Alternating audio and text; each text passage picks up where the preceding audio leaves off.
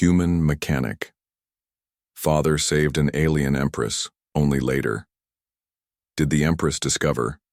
He was an Earthling. The wreckage of the Imperial vessel lay scattered across the asteroid mining station like broken jewels against black stone. Helen wiped grease from his weathered hands and approached the twisted metal that had once been a ship's engine core. Sparks danced from severed power conduits, and the acrid smell of burning synthetic materials filled the recycled air. "Papa, shouldn't we wait for the salvage crew?" Elsa asked, her young voice echoing in the cavernous docking bay. At 12 years old, she already showed the mechanical intuition that ran in their family, but her father's reckless curiosity still worried her. Helen knelt beside what appeared to be a crumpled section of hull plating. "Salvage crews take hours to get here, little star. Sometimes people don't have hours." His experienced eyes caught something the preliminary scans had missed, a faint biosignature reading on his handheld scanner.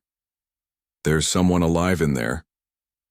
The debris shifted as Helen carefully moved aside chunks of exotic alloys he didn't recognize. The metal felt strange beneath his calloused fingers, almost warm, despite the cold vacuum it had traveled through. Whatever civilization had built this vessel possessed technology far beyond anything he'd seen in his 20 years working the outer rim stations. "Papa, look at this," Elsa whispered, pointing to elegant script etched into a piece of the wreckage. The symbols seemed to shimmer with their own inner light. Helen paused in his excavation. He'd seen writing from dozens of species during his time on the frontier stations, but these markings were unlike anything in the standard translation databases. "Keep that piece safe, Elsa. Might be important." A weak sound emerged from beneath. The largest section of debris, something between a whisper and a musical note. Helen's pulse quickened as he redoubled his efforts, using a plasma cutter to carefully slice through the twisted metal. The technology was clearly advanced, but the basic principles of structural engineering remained universal. Find the load-bearing points, relieve the pressure gradually, and never rush. "Almost there," he muttered, sweat beading on his forehead despite the station's chill. When he finally cleared enough debris, Helen found himself staring at a being, unlike any he'd encountered. The creature, clearly female, possessed an ethereal beauty that seemed to transcend species barriers. Her skin held a subtle luminescence, and her long silver hair moved as if underwater, despite the absence of any breeze. Most striking were her eyes, deep violet orbs that held an intelligence both ancient and profound. She was badly injured, with what appeared to be internal bleeding based on the purple fluid seeping from several wounds. Her breathing was shallow and irregular, and Helen's medical scanner showed critical organ damage. "Elsa, get the emergency medical kit from Base 7, the advanced one with the universal stabilizers." Helen knelt beside the alien woman, his rough hands surprisingly gentle as he assessed her injuries. "And bring the portable stasis field generator." "Is she going to be okay?" Elsa asked, her young face creased with worry. "Not without help she won't," Helen replied grimly. The woman's biology was obviously different from human physiology, but trauma was trauma. Blood loss, organ damage, and shock followed similar patterns across most species. But your old man didn't spend 15 years as a field medic for nothing. Working with practiced efficiency, Helen stabilized the woman's condition using a combination of standard medical procedures and improvised solutions. When the universal translator couldn't parse her biology for proper drug dosages, he calculated adjustments based on body mass and metabolic readings. When her unique cardiovascular system rejected standard blood substitutes, he jury-rigged a filtration system using ship components to clean and recirculate her own vital fluids. Hours passed as father and daughter worked together, Elsa proving herself an invaluable assistant despite her age. She anticipated her father's needs with uncanny accuracy, passing him tools and supplies before he asked for them. "She's stabilizing," Helen finally announced, exhaustion evident in his voice. "Whatever she is, she's got remarkable recuperative abilities.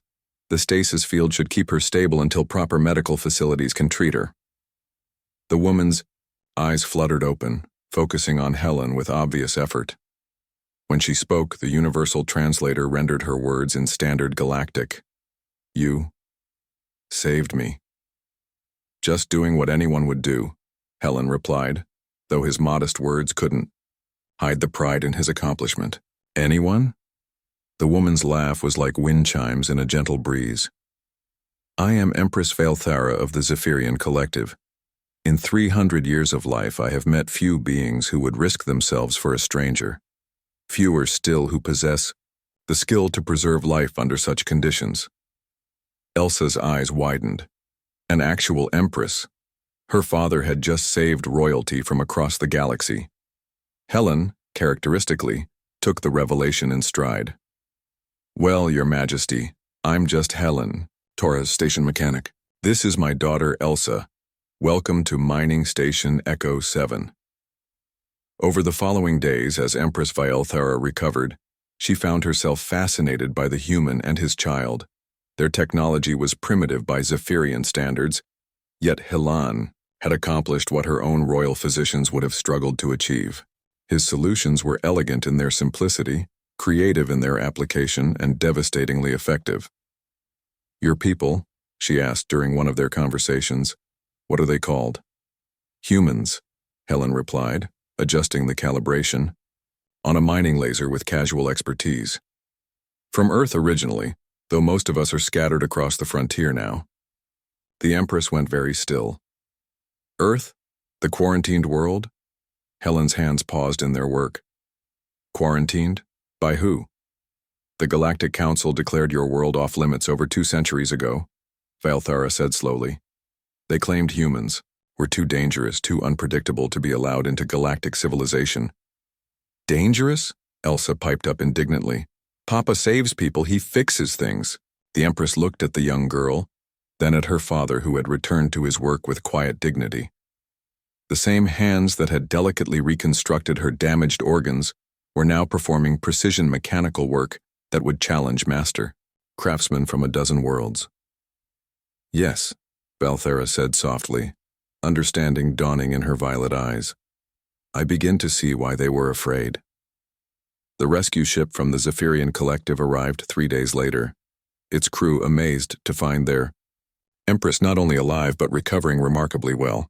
As they prepared to depart, Valthara turned to Helen one final time. I owe you a debt that cannot be repaid, she said formally. Helen shrugged with typical human modesty. Just glad we could help. But as her ship disappeared into hyperspace, Empress Valthara was already making plans. The Galactic Council had been wrong about humanity, catastrophically wrong. They had labeled as dangerous the very qualities that made humans invaluable. Their adaptability, their compassion for strangers, their refusal to accept that anything was impossible. A simple mechanic and his daughter had accomplished what the greatest minds of the collective might have failed to achieve. If one human could do so much with so little, what might humanity accomplish if given the chance? The quarantine, Valthara decided, would end. It was time for the galaxy to meet the humans properly, and time for the humans to show the universe what they were truly capable of.